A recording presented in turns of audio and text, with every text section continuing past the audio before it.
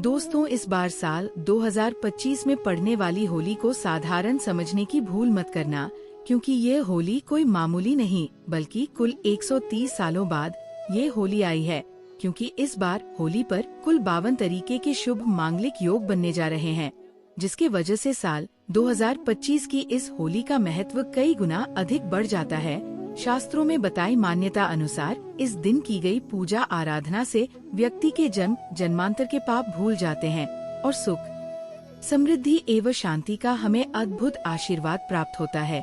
इसलिए यदि इस दिन आप हमारे द्वारा बताए गए तरीके से सही समय और शुभ मुहूर्त देखकर इस चमत्कारी पौधे की जड़ से जुड़ा ये खास उपाय कर लेते हैं, तो यकीन मानिए दोस्तों, आपके जीवन में धारण करने के कुछ दिनों बाद ही आपके जीवन में धन की वर्षा होने लगेगी और फिर आपके जीवन में आपको उन्नति करने से कोई नहीं रोक पाएगा और आपकी हर मनोकामना होगी पूरी खुशियां से भर जाएगा।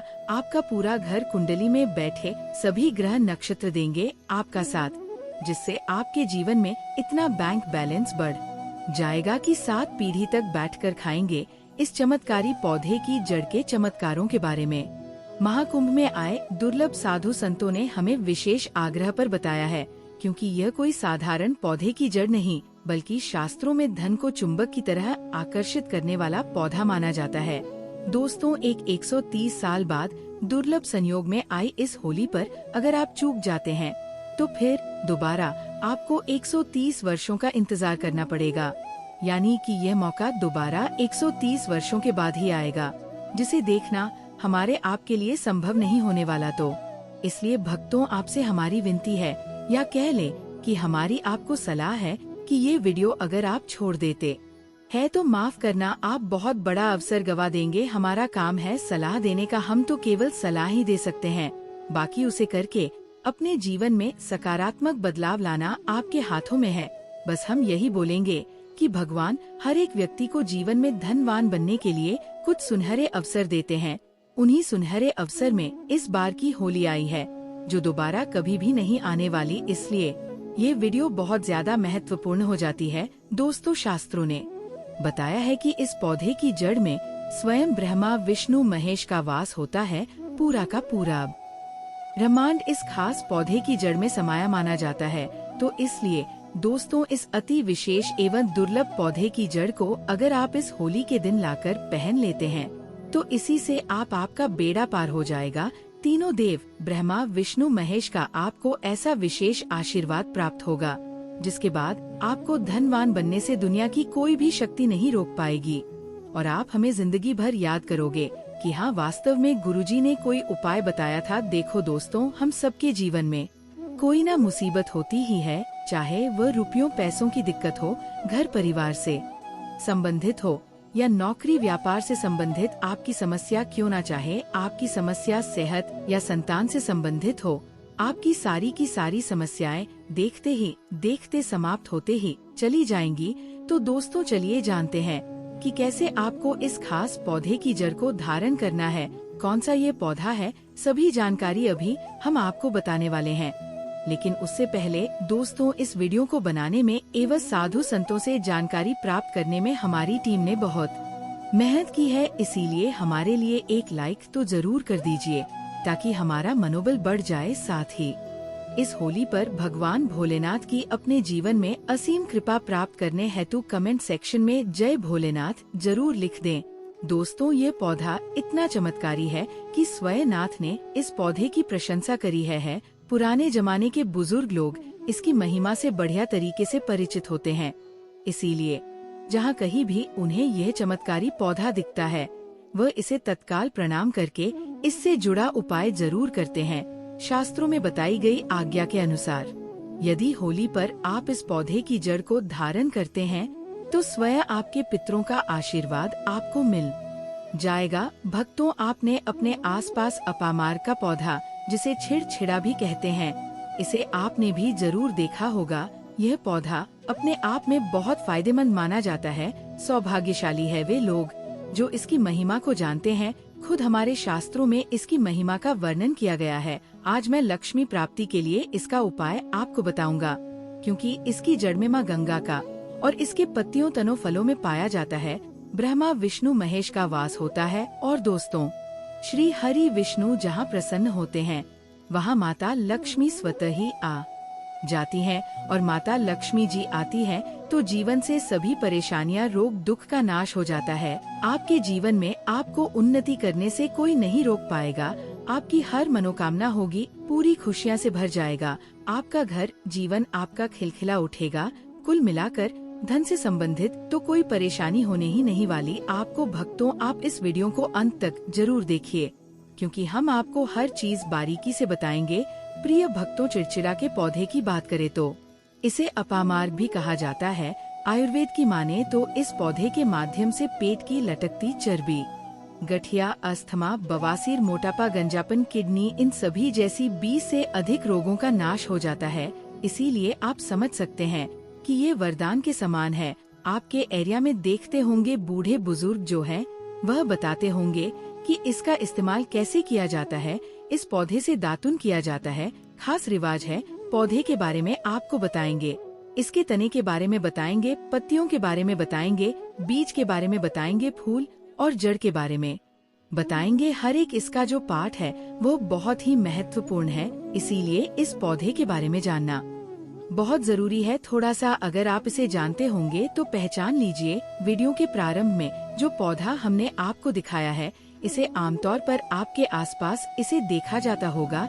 इसे चिरचिटा कहा जाता है, कहीं कहीं पर आंधी झाड़ा भी कहा जाता है। अपामार्ग की ऊंचाई जो होती है लगभग 60 से 120 सेंटीमीटर होती है। आमतौर पर ये लाल और सफेद दो प्रकार के अपामार्ग होते हैं। दोनों ही प्रकार का फायदेमंद है, लेकिन श्वेत जो होता है, उजला जो अपामार्ग है, वह बहुत ज्यादा फायदेमंद होता है। इसी का उपयोग आज हम आपको बताएंगे लक्ष्मी प्राप्ति के लिए तांत्रिक उपयोग में। लेकिन क्या क्या इसका इस्तेमाल करना है, कैसे उपाय करना है कि आपके जीवन में खुशियाँ आए, पैसे रुपए और गरीबी की जो परेशानी है वह दूर हो जाए। देखिए भक्तों, आज आदमी रुपया पैसा कमाने के लिए क्या कुछ नहीं करता, तो आप 5 मिनट का समय निकालकर इस वीडियो को नहीं देख सकते हैं। भक्तों, ये शास्त्रों में वर्णित जानकारी ही हम आपको दे रहे हैं। भक्तों, अब बात करते हैं कि आपके जीवन में अगर परेशानियां है, धन की दिक्कत है, तो वह कैसे दूर होगी। लेकिन सबसे पहले बीमारियों को दूर करने के बारे में जान लीजिए। और हम सत्य कहते हैं कि इसमें से कोई नाना कोई उपयोग आपके आसपास के लोग भी जानते होंगे, आपके एरिया में भी किया जाता होगा। आपके जो बूढ़े बुजुर्ग होंगे वह जानते होंगे इस पौधे का उपयोग कैसे किया जाता है। और हम आपको शुरू से ही बता रहे हैं कि इस पर सभी देवताओं का निवास होता है। अगर शनि की 7.5 से परेशान है तो भी वह दूर हो जाता है। भक्तों, आप जानते होंगे कि शनि की 7.5 जिस पर हो जाती है, उसके जीवन में कभी सफलता नहीं आती है। उसको बहुत दिक्कतों का सामना करना पड़ता है, मुश्किलों का सामना करना पड़ता है। तो ये क्षण की 7.5 को भी मिटा देता है, क्योंकि इस पर ब्रह्मा विष्णु महेश का वास पाया जाता है। इसीलिए ये बहुत ही शक्तिशाली पौधा है। कहा जाता है कि समुद्र मंथन के बाद जब देवता और दानवों में युद्ध चल रहा था, उस समय पर जो अमृत की कुछ बूंदे धरती पर गिरी, वह बूंदे इसी पौधे पर गिरी थी। और वह बूंदे अभी जिस स्थिति में ग्रह नक्षत्र हैं, इन की स्थिति में ही गिरे थे। इसीलिए ये अमृत के समान फायदेमंद है। अब बात करते हैं हम आपके लिए कि इसका कौन सा वह तांत्रिक प्रयोग है जो होली के दिन आपकी के जीवन को बदल करके रख देगा। वास्तु अनुसार लाल अपामार्ग की टहनी से यदि दातुन किया जाए तो व्यक्ति को वाक सिद्धि की प्राप्ति होती है। इसका मतलब है कि वह व्यक्ति जो भी कहेगा वह सच हो जाएगा। जी हाँ दोस्तों, मतलब यदि होली के दिन यदि आप इस पौधे से दातुन कर लेते हैं तो आपकी जुबान पर साक्षात भगवान भोलेनाथ विराजमान हो जाए। साथ ही अपामार्ग की जड़ का फाल्गुन महीने की पूर्णिमा तिथि यानी कि होली को प्रातः काल में विधि पूर्वक पंचोपचार पूजन करें और इसे मंत्रों से अभिमंत्रित करके हाथ में बांधे। ऐसा करने से व्यक्ति को बड़ी से बड़ी समस्या से छुटकारा मिलता है। अपामार्ग यानी चिरचिटा को घर में लगाना बेहद शुभ माना जाता है। मान्यता है कि यदि आप श्वेत अपामार्ग को घर में लगाकर सही जगह रखते हैं तो सुख समृद्धि की प्राप्ति हो सकती है। साथ ही श्वेत अपामार्ग के पौधे को जलाकर इसकी भस्म गाय के घी के साथ मिलाकर सेवन करने से संतान सुख मिल सकता। तो संतान सुख से वंचित दंपति इस उपाय को होली के दिन जरूर करें। वहीं शास्त्रों में दी गई जानकारी के अनुसार अपामार्ग की जड़ को पानी के साथ घिसने से व्यक्ति को वशीकरण की शक्ति प्राप्त होती है। मतलब आप जिसको जो भी कहेंगे वह आपकी बात मानने पर मजबूर हो जाएगा। इसके लिए गोरोचन के साथ अपामार्ग की जड़ को पीसकर तिलक लगाना चाहिए। इसके अलावा होली के शुभ अवसर पर इस पौधे की जड़ को गर्भवती महिला की कमर पर मजबूत धागे से बांध दे। इससे सरलता और शीघ्रता का प्रभाव उत्पन्न होगा। अपामार्ग जड़ बूटी के साथ साथ एक चमत्कारी पौधा है।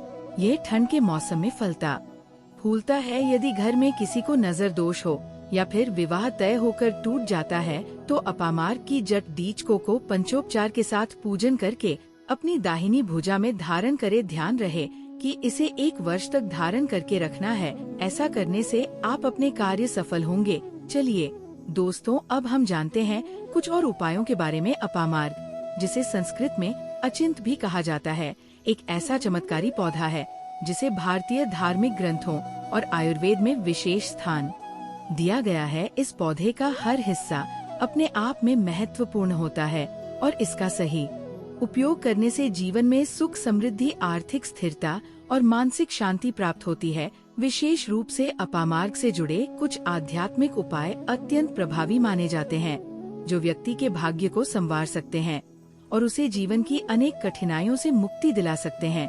इस उपाय को करने के लिए सबसे पहले अपामार्ग का पूरा पौधा जड़ से उखाड़ना आवश्यक है। ध्यान रखें कि इसे पूर्ण रूप से जड़ सहित निकालें, क्योंकि इसका हर भाग इस प्रक्रिया में महत्वपूर्ण होता है। इसके बाद इस पौधे को अच्छी तरह से सुखाने के लिए छोड़ दे। जब ये पूरी तरह से सूख जाए तो इसे जलाने की प्रक्रिया शुरू करें। इस दौरान ये सुनिश्चित करें कि केवल तना या पत्तियां ही नहीं बल्कि पौधे के फल, पत्तियां और जड़ें सभी को एक साथ जलाया जाए। जड़ को हरा अवस्था में थोड़ा सा काटना बेहतर रहेगा ताकि ये सही समय पर सूखकर जलने योग्य हो जाए। जब पूरा पौधा जलकर राख बन जाए तो इस राख को एक लाल कपड़े में बांध लेना चाहिए। इस प्रक्रिया में एक और महत्वपूर्ण तत्व है जिसे नजरअंदाज नहीं करना चाहिए, वह है कौड़ी। कौड़ी को माता लक्ष्मी का प्रतीक माना जाता है और इसे अत्यंत शुभ माना जाता है। इसलिए इस राख के साथ एक कौड़ी भी लाल कपड़े में रखनी चाहिए। इसके बाद इस कपड़े में गांठ बांधकर इसे एक लौटा में रखना आवश्यक है। यदि तांबे का लौटा उपलब्ध हो तो उत्तम रहेगा, अन्यथा मिट्टी का लौटा भी इस्तेमाल किया जा सकता है। फिर इस लौटा को लाल कपड़े से ढककर अच्छी तरह बांध देना चाहिए। अब इस लौटा को माता लक्ष्मी और भगवान विष्णु के समक्ष स्थापित करें और संकल्प ले कि आप अपने जीवन की समस्याओं से मुक्ति चाहते हैं। इसके बाद ओम नमो भगवते वासुदेवाय मंत्र का 121 बार जाप करें। इस दौरान माता लक्ष्मी को मन से प्रणाम करें और अपने जीवन की कठिनाइयों के समाधान के लिए उनसे प्रार्थना करें। भगवान विष्णु और देवी लक्ष्मी की कृपा से न केवल इस लोक में उन्नति प्राप्त होती है बल्कि परलोक भी संवरता है। जो व्यक्ति ये उपाय पूरी श्रद्धा और विधि विधान से करता है उसे निश्चित रूप से सकारात्मक परिणाम मिलते हैं। इस उपाय को यदि होली के दिन किया जाए तो इसका प्रभाव और अधिक बढ़ जाता है। क्यों यह दिन भगवान विष्णु को समर्पित होता है। इस दिन विशेष रूप से पीले वस्त्र धारण करना शुभ माना जाता है। साथ ही पीले फूल चढ़ाना और पीले रंग का मिष्ठान बनाकर प्रसाद के रूप में बांटना भी लाभकारी होता है। ऐसा करने से भगवान विष्णु की कृपा शीघ्र प्राप्त होती है और व्यक्ति के जीवन में आने वाली कठिनाइयों का समाधान होता है। इसके अतिरिक्त घर में सकारात्मक ऊर्जा का संचार होता है और परिवार में सुख शांति बनी रहती है। अपामार्ग के पौधे से संबंधित कई अन्य उपाय भी प्रचलित हैं। यदि किसी व्यक्ति को व्यापार में बार नुकसान हो रहा हो तो अपामार्ग की जड़ को गंगाजल से शुद्ध करके अपने व्यापार स्थल पर लटकाने से शत्रुओं की नकारात्मक ऊर्जा से सुरक्षा मिलती है और व्यापार में उन्नति होती है। वहीं नौकरी में तरक्की के लिए अपामार्ग की लकड़ी से बने छोटे यंत्र को कार्यस्थल पर रखना शुभ माना जाता है। यह उपाय व्यक्ति की प्रतिष्ठा बढ़ाने और वरिष्ठ अधिकारियों का सहयोग प्राप्त करने में सहायक होता है। इसके अलावा अपामार्ग के बीजों को पीसकर हल्दी के साथ मिलाकर देवी लक्ष्मी को अर्पित करने से धन और समृद्धि का मार्ग प्रशस्त होता है। ये एक अत्यंत प्रभावी उपाय माना जाता है। जिसे नियमित रूप से करने से व्यक्ति को वित्तीय स्थिरता प्राप्त होती है और जीवन में धन संबंधी समस्याएं धीरे धीरे समाप्त हो जाती हैं।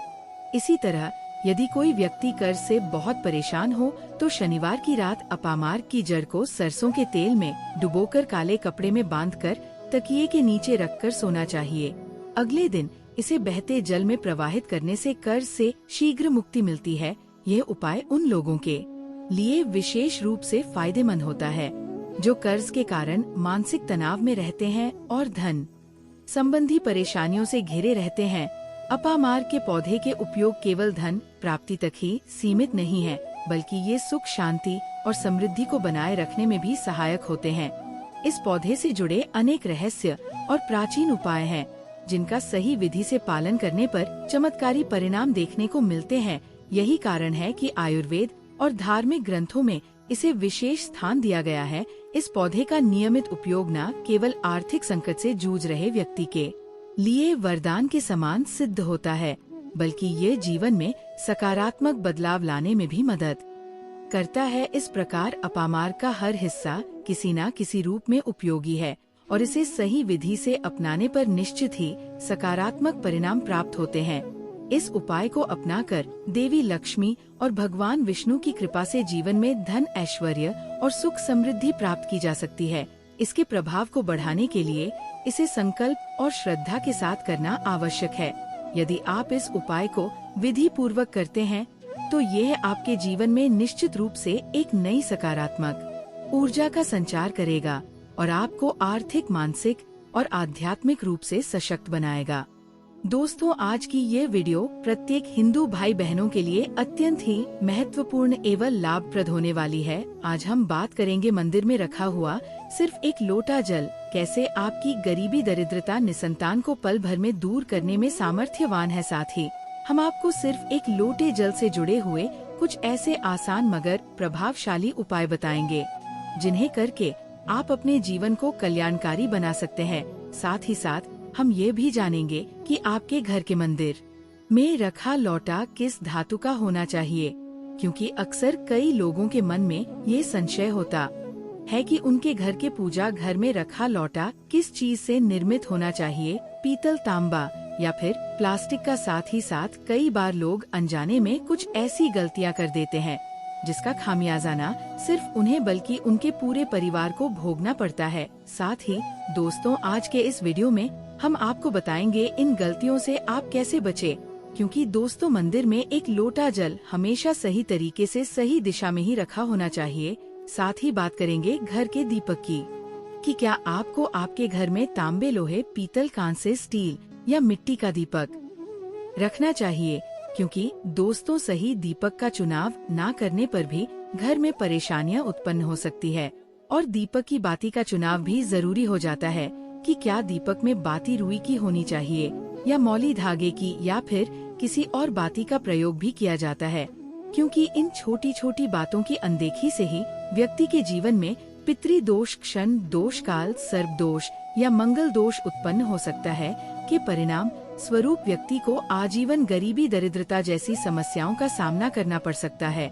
इसलिए दोस्तों, यदि आप अपने एवं अपने पूरे परिवार को स्वस्थ, खुशहाल एवं निरोगी देखना चाहते हैं तो कृपया वीडियो को शुरू से लेकर अंत तक बिना भगाए पूरा जरूर देखना, क्योंकि दोस्तों इस वीडियो के अंदर हमने जो आपको जानकारी बताई है ये कोई मामूली जानकारी नहीं, बल्कि शास्त्रों, वेदों, पुराणों एवं विद्वानों से प्राप्त वो अमूल्य है जो आपको लाखों रुपए खर्च करने के बाद भी प्राप्त होना मुश्किल है।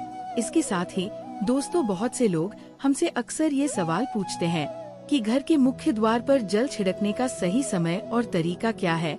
क्या इसे स्नान के बाद करना चाहिए या बिना स्नान के भी किया जा सकता है, और क्या झाड़ू लगाने से पहले जल छिड़कना चाहिए या बाद में। एक और सवाल जो अक्सर पूछा जाता है वह है, क्या पीरियड्स के दौरान महिलाएं घर के मुख्य द्वार पर जल छिड़क सकती है या दीप दान कर सकते हैं या नहीं, और जब मुख्य द्वार पर जल चढ़ाएं तो इसे अंदर की तरफ से चढ़ाएं या बाहर की तरफ से। फ्लैट या किराए के घर में रहने वाले लोग भी पूछते हैं कि मुख्य द्वार पर दीप दान और जल छिड़कने का सही तरीका क्या है। आज का वीडियो इन्हीं सवालों के जवाब पर आधारित है। सबसे पहले हम ये जानेंगे कि घर के बाहर और अंदर दीपक जलाने के क्या फायदे हैं? खासकर घर के बाहर दीपक जला जो 5 बड़े फायदे होते हैं वह आपको चौंका सकते हैं।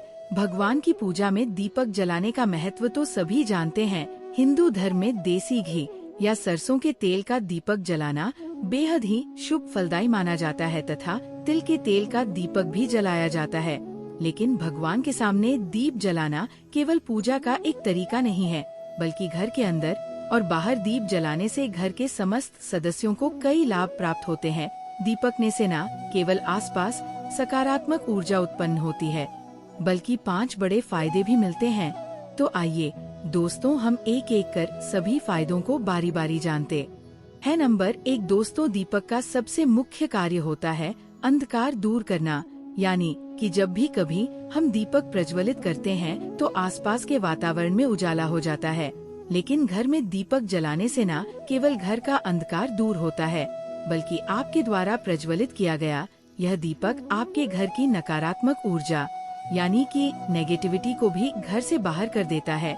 जहाँ दीपक जलता है वहाँ सकारात्मक ऊर्जा का वास होता है। स्वाभाविक है कि जहाँ सकारात्मक ऊर्जा होगी वहाँ भगवान का भी वास होगा। इसलिए शाम होने से पहले दीपक जलाना शुभ माना जाता है। ऐसे में अब यह प्रश्न उठता है कि दीपक हमें तेल का जलाना चाहिए या घी का? तो देखिए दोस्तों, तेल से जलने वाले दीपक का असर उसके बुझने के आधे घंटे तक बना रहता है, जबकि शुद्ध देसी घी का दीपक वातावरण को करीब 4 घंटे तक सकारात्मक रखता है।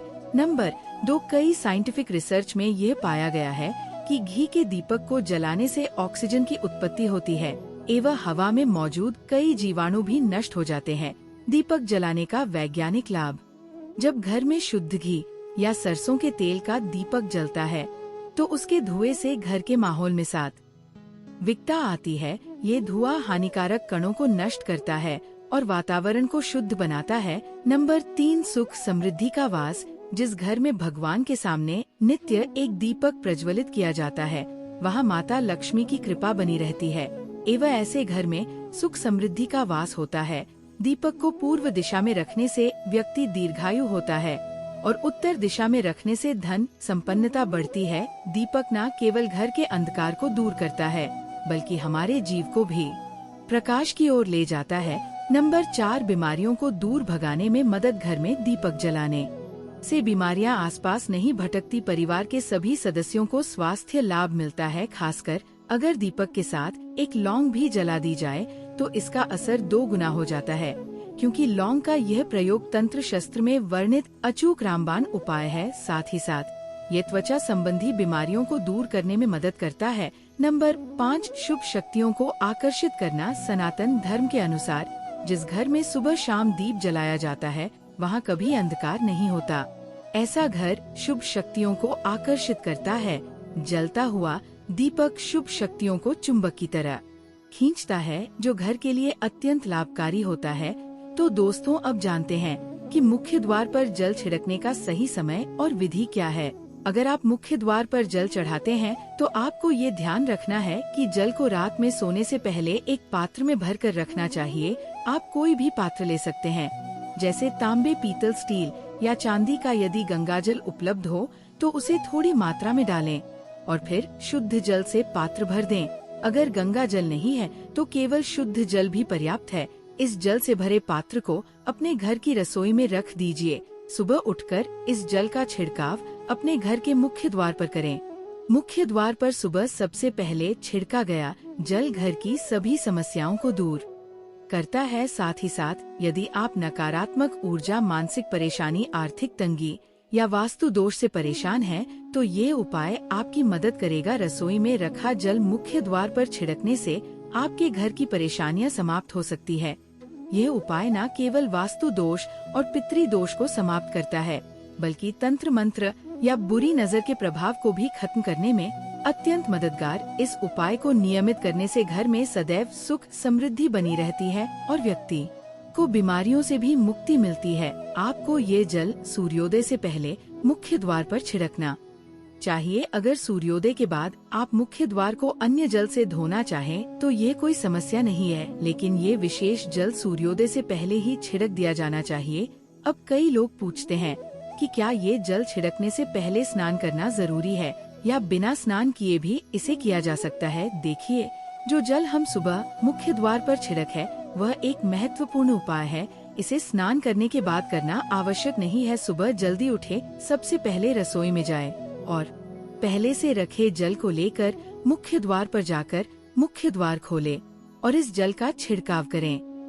ठीक है ना। अब जल का छिड़काव करते समय अपने पितरों और माँ लक्ष्मी का ध्यान जरूर करें, क्योंकि शास्त्रों में ऐसा कहा जाता है कि सुबह सुबह माँ लक्ष्मी प्रत्येक व्यक्ति के द्वार पर आती है जिन घरों के द्वार खुले होते हैं, और जहाँ जल का छिड़काव किया गया होता है वहाँ माँ लक्ष्मी प्रवेश करती है। वहीं जिन घरों के आगे गंदगी होती है, साफ सफाई नहीं होती है, उस घर के बाहर से ही माता लक्ष्मी चली जाती है। साथ ही आप जल का छिड़काव करते समय अपने मन में माँ लक्ष्मी से प्रार्थना करें हैं, माँ लक्ष्मी कृपया मेरे घर में प्रवेश करें, मैं आपका स्वागत करने के लिए तैयार हूँ। इसके बाद पितरों का ध्यान करें, क्योंकि घर की दहलीज को पितरों का वास स्थान माना जाता है। जब आप दहलीज पर जल छिड़क है तो आपके पितृ प्रसन्न होते हैं और उनका विशेष आशीर्वाद आपके समस्त परिवार को मिलता है। स्नान करने की आवश्यकता नहीं है, आप बिना स्नान किए भी ये कार्य कर सकते हैं। अब आपके अगले प्रश्न की बात करें, क्या जल का छिड़काव झाड़ू लगाने के बाद करना चाहिए या पहले? इसका उत्तर ये है कि सुबह उठने के बाद सबसे पहले कार्य जल का छिड़काव करना चाहिए।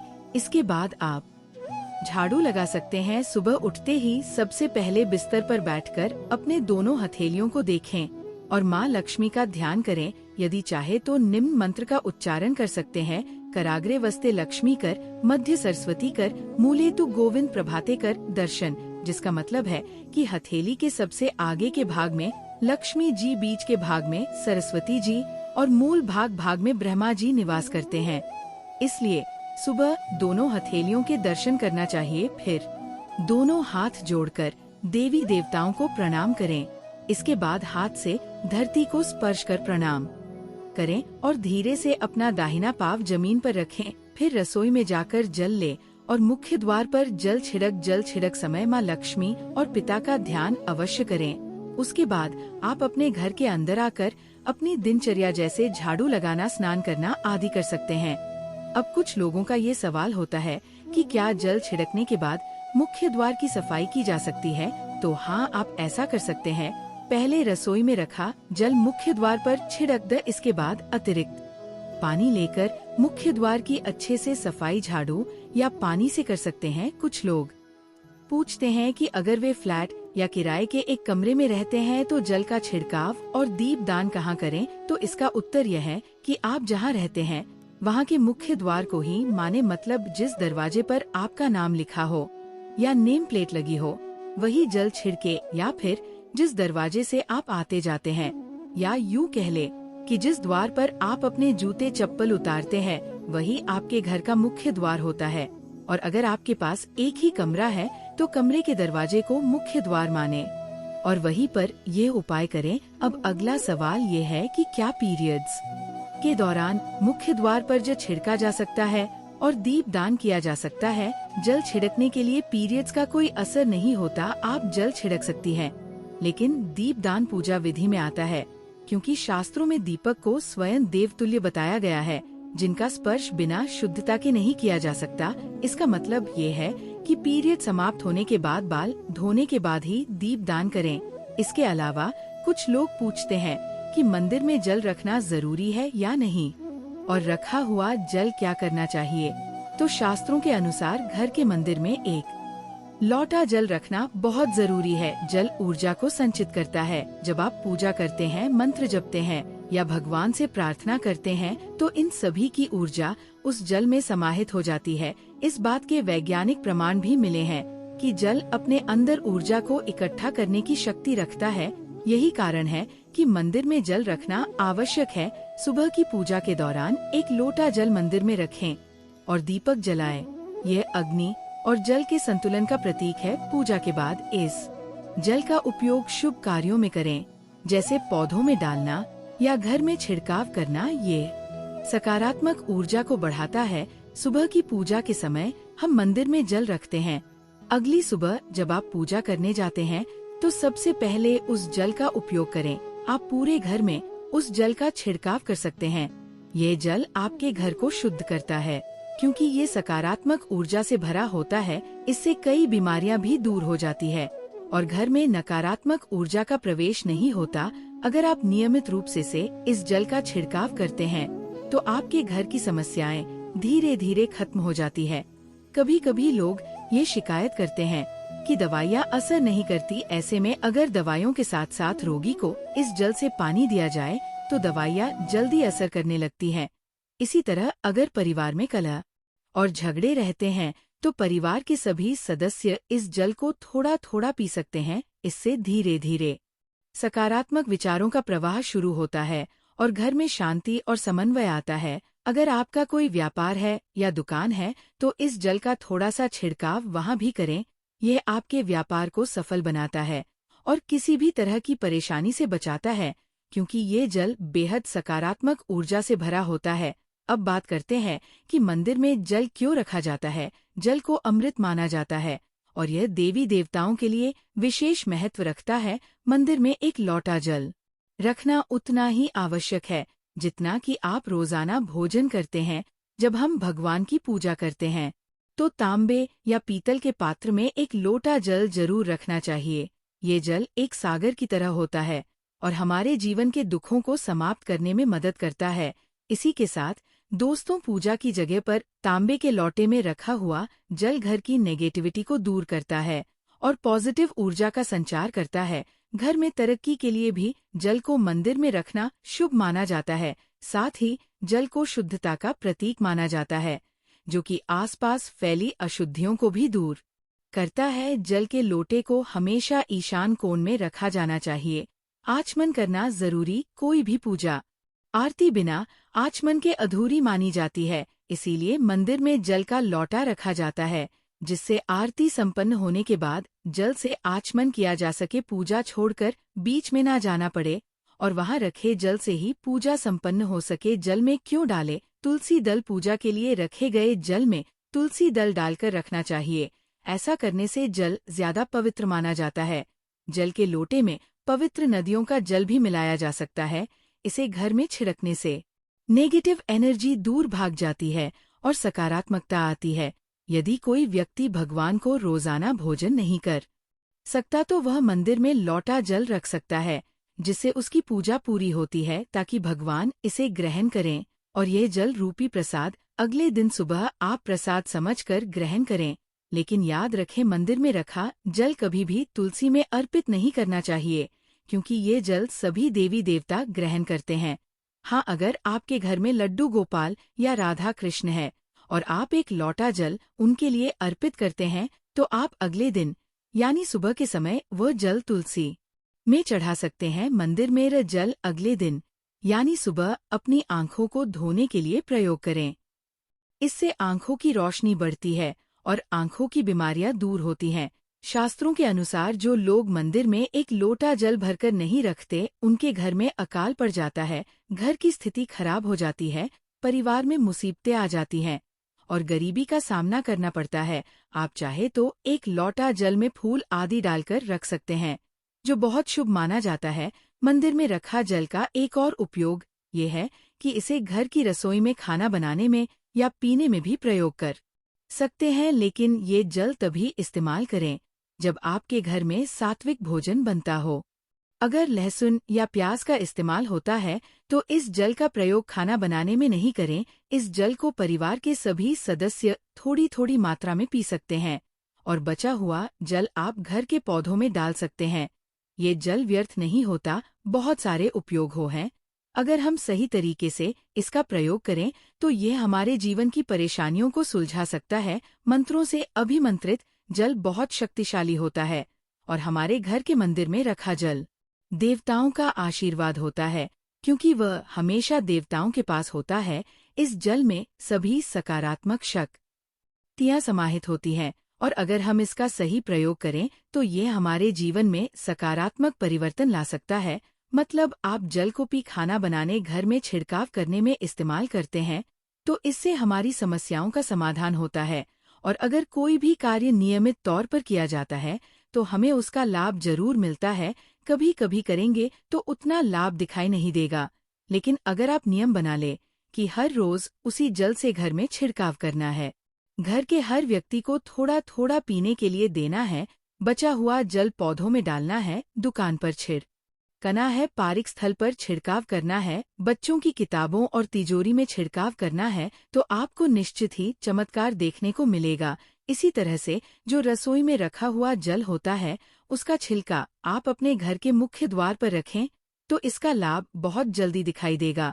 लेकिन इसे अपने रूटीन में शामिल करना होगा और प्रतिदिन नियम से ये कार्य करना होगा, तभी आपको लाभ मिलेगा। कई लोगों के सवाल होते हैं कि मंदिर में रखा जल जब हम अगले दिन उठाते हैं तो उसमें कभी कभी कीड़े मकोड़े पड़ जाते हैं, तो क्या हम उसे ढक सकते हैं? हाँ, आप उसे पूजा के बाद किसी प्लेट या कटोरी से ढक सकते हैं। जब आप अगले दिन उस जल को उठाएंगे तो वह बिल्कुल शुद्ध और साफ सुथरा होगा।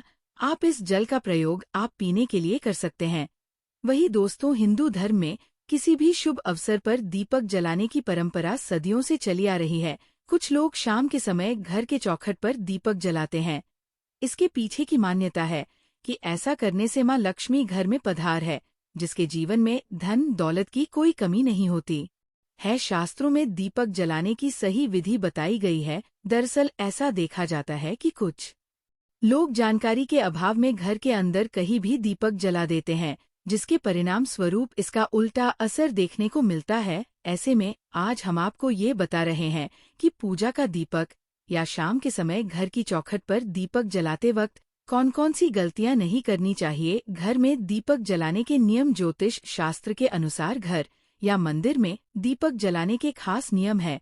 हर देवी देवताओं की पूजा के दौरान अलग अलग दीपक जलाए जाते हैं। ज्योतिष शास्त्र के अनुसार अगर आप मंदिर या घर की चौखट पर दीपक जला रहे हैं तो ऐसे में आपको हमेशा दीपक जलाकर अपनी बाईं ओर रखना चाहिए। धार्मिक मान्यताओं के अनुसार दीपक का पूजा के बीच में बुझ जाना अशुभ माना जाता है। ऐसे में उसमें घी, तेल और बाती का विशेष ख्याल रखना चाहिए ताकि पूजा के दौरान दीपक बुझ ना पाए। पूजन के दौरान दीपक का बुझना अशुभ संकेत देता है। जीवन की तमाम समस्याओं को दूर करने के लिए अलग अलग प्रकार के दीपक जलाए जाते हैं।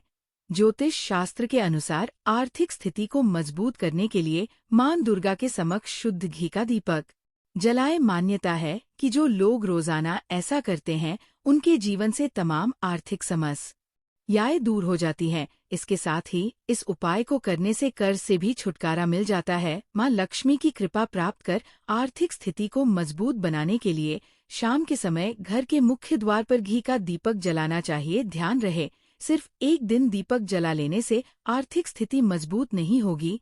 इसके लिए आपको रोजाना दीपक जलाना होगा, तब जाकर आर्थिक स्थिति सुदृढ़ होगी। साथ ही घर में मां लक्ष्मी का वास होगा। ज्योतिष शास्त्र